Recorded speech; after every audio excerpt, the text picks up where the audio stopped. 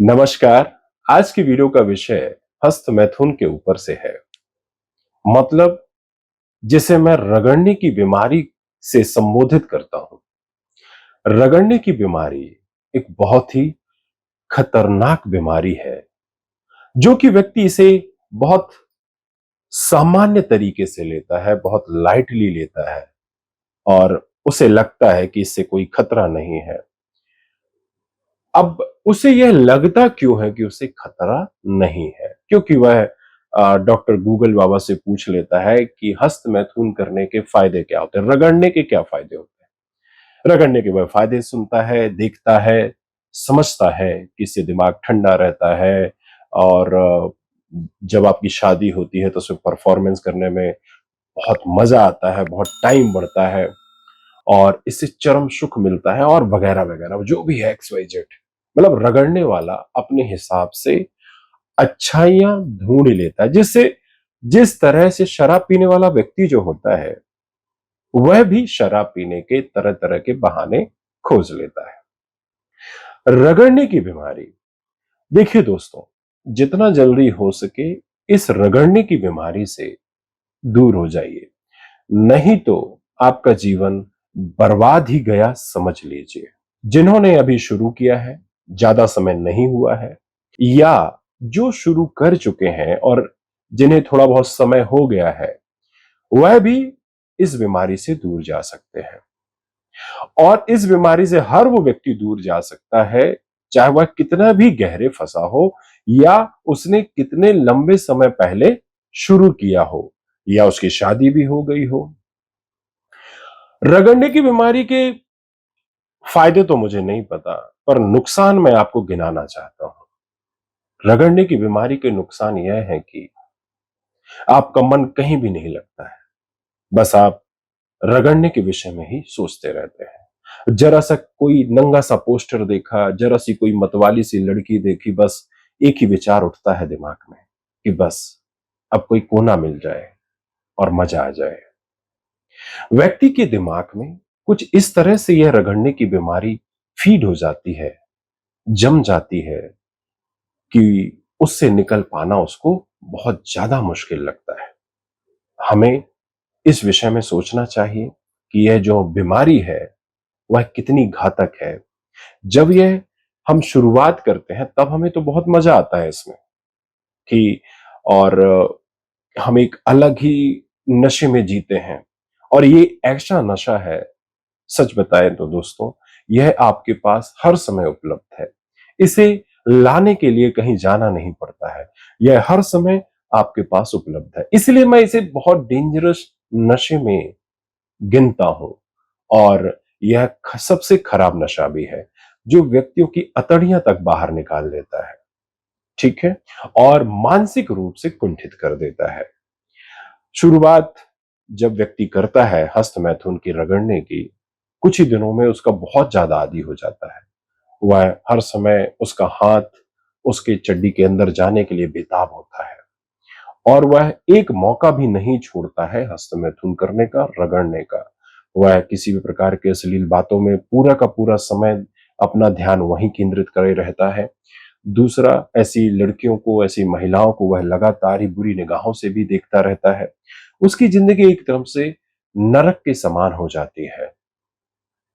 पहले तो वह सोचता है कि इससे बहुत लाभ होते हैं, पर यकीनन क्या होता है कि एक दिन के बाद जब उसका जो कहना चाहिए जो लिंग होता है वह एकदम सिकुड़ने लगता है, आड़ा टेढ़ा हो जाता है और जो कहना चाहिए कि वीर स्खलन का जो टाइम ड्यूरेशन होता है वह ये सोचता है कि इससे बढ़ता है, पर ऐसा होता नहीं है। वीर स्खलन का जो टाइम होता है वह भी घटने लगता है, क्योंकि देखना, जो भी व्यक्ति रगड़ने की बीमारी से ग्रसित है वह जल्द से जल्द वीर को बाहर निकाल देना चाहता है और सुकून पाना चाहता है। अच्छा, तो आप लोगों में से ऐसे कितने लोग हैं जिन्होंने हस्त मैथुन कुछ इन वजहों से किया था कि हस्त मैथुन करने से ब्रेन रिलैक्स होता है, हस्त मैथुन करने से ब्रेन शार्पर होता है, हस्त मैथुन करने से स्ट्रेस नहीं रहता, हस्त मैथुन करने से इंसान ज्यादा जीता है, हस्त मैथुन करने से चिड़चिड़ापन नहीं होती है, हस्त मैथुन करने से सारे जग का आनंद है और बहुत तरह-तरह की है। ऐसे कितने लोग हैं जिन्होंने यह सोचकर हस्त मैथुन को करना शुरू किया था। पर इनमें से कोई भी एक भी बात बिल्कुल भी सत्य नहीं है, क्योंकि यह आपको आपके अस्तित्व से दूर ले जाता है, आपको एक गड्ढे में ले जाता है और धीरे-धीरे आप एक गहरे नशे में फँसते हुए जाते हैं। एक समय के बाद ऐसा आता है कि जब आपकी शादी होती है, मैं बहुत एक फ्रेंडली बात कर रहा हूँ। एक हस्त मैथुन वाले की ही घटना से मैं आपको यह बात सुनाना चाहता हूँ। शायद उससे यह बात आपको समझ पाएँ और आप इसे जल्द से जल्द छोड़ पाएँ। तो एक बंदा था जिन्होंने इसी तरह से हस्तमैथुन करना शुरू किया, तरह-तरह की बातें पढ़कर, उसके लाभ सुनकर हस्तमैथुन को करना शुरू किया और फिर वह इस कदर से आदी हो गए कि उन्हें दिन में 2-3 बार वीर स्खलन करना बहुत ही ज़्यादा ज़रूरी हो जाता था। और वह इसको बहुत ही ज़्यादा गर्व से लोगों को बताते थे और इसमें ज़रा-सी भी झिझक नहीं आती थी और इसे बहुत पॉज़िटिव लेते थे। लेकिन एक समय के बाद जब उसकी शादी हुई, शादी के बाद जब लड़की से अपनी वाइफ से संभोग करने की बारी आई, तो व्यक्ति को उस संभोग में उसको मज़ा ही नहीं आया और उसने क्या किया, संभोग उससे करने के बाद मज़े की प्राप्ति के लिए खुद बाथरूम में गया और बाथरूम में ही हस्तमैथुन करना शुरू कर दिया। उसे संभोग से मज़ा नहीं आया, उस मज़े के लिए उसने हस्तमैथुन को चुना। धीरे-धीरे अ, उसकी शादी के दिन गुज़रते गए, काफ़ी समय हो गया और उसे कहना चाहिए जो वाइफ़ से के साथ संभोग करने में एक भी मज़ा नहीं आता था। बिल्कुल भी मज़ा नहीं आता था। धीरे-धीरे उनके बीच में दरार भी आने लगी क्योंकि जो व्यक्ति है इसको तो संभोग से मज़ा ही नहीं आता था क्योंकि इसने हस्तमैथुन की इतनी गंदी आदत पाल ली थी कि बस एकदम रगड़ के और वीर को जल्दी से बाहर कर देना है। लेकिन यहाँ पर एक और चीज़ आपसे बताना चाहता हूँ, कई लोगों के साथ थोड़ा उल्टा होता है। कई लोगों के साथ ऐसा होता है कि अ, वह अपने वीर को रोकते हैं। जैसे मान लीजिए उनका वीर स्खलन होने वाला है, तो उसको वहीं पर रोक लेते हैं मतलब सीमेन रिटेंशन, ठीक है?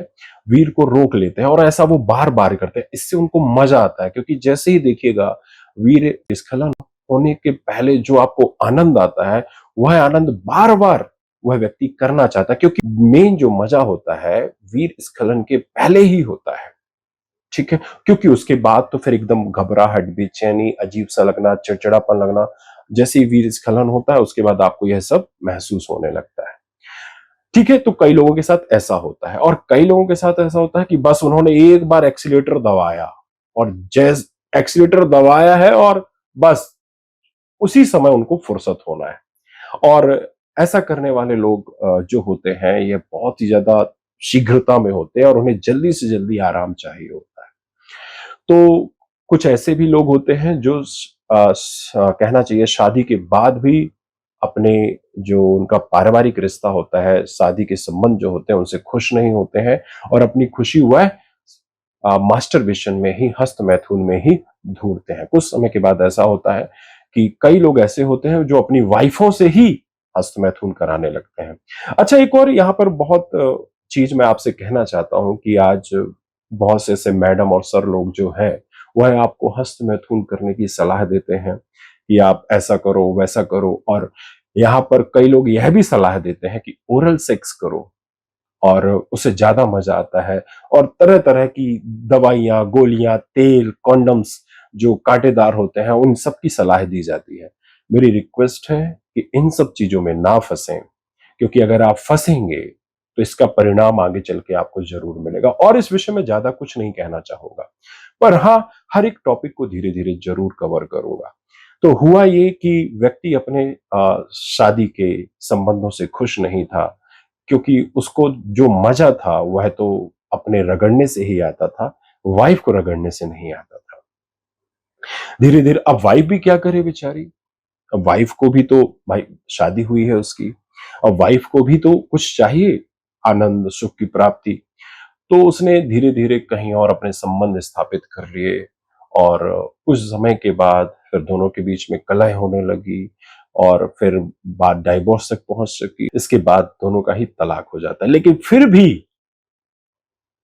इस व्यक्ति को रगड़ने से फुर्सत नहीं है, उसको कोई प्रभाव नहीं पड़ता कि उसकी वाइफ चली गई है या उसके साथ कुछ हो गया है ना? उसको तो सिर्फ अपने रगड़ने से मतलब है।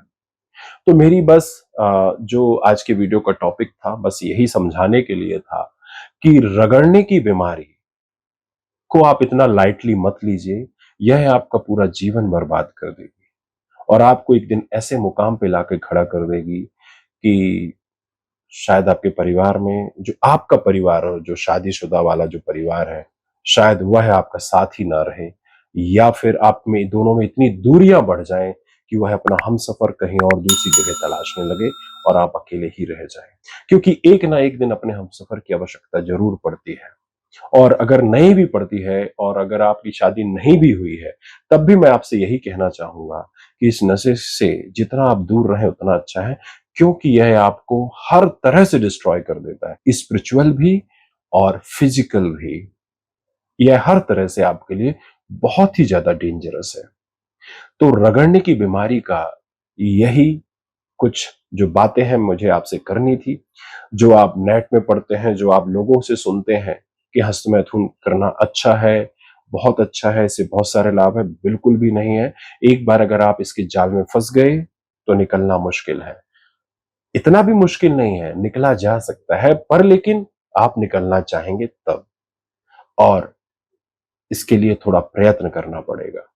तो अगर इस विषय में और भी कुछ जानकारी हमसे चाहिए हो तो हमने अपना नंबर डिस्क्रिप्शन बॉक्स में दे रखा है, आप हमसे कांटेक्ट करके बाकी की जानकारी ले सकते हैं। अगर यह वीडियो आपको पसंद आई हो, अगर इस वीडियो में मैंने कुछ आ, गलत बताया हो या मेरे से बोलने में कुछ भूल चूक हो गई हो, उसके लिए मैं क्षमा प्रार्थी हूं। आज के लिए इतना ही। धन्यवाद।